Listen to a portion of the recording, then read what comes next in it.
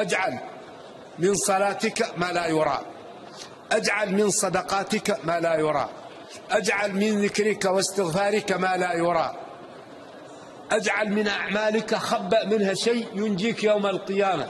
لأن الذي يرى الإنسان ضعيف، الإنسان وخلق الإنسان ضعيفا، الشهوة والمحبة والمحمدة ونعم وفعل وسوى، كل شيء من أعمالك خذ شوية، زي الإنسان اللي يأخذ من ماله شيء ويخبيه إذا جاءته أزمات، يقول لك هذا نخبيه يمكن تأتي أزمة، يمكن تأتي شيء، يكون عندي شيء.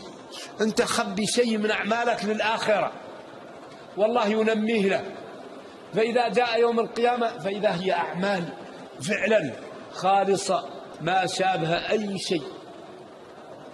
ولذلك أحد الذين ماتوا رآه صديق له، وهذه رؤيا، وكان رجل يعني صاحب خير، فقال له: ما الذي فعل بك ربك؟ قال: رحمني.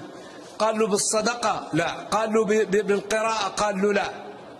قال له: ما الذي رحمك به؟ قال له: يوما من الأيام ذهبت فوجدت حجرا في الطريق فأزحته فغفر الله لي بسبب هذا الحجر.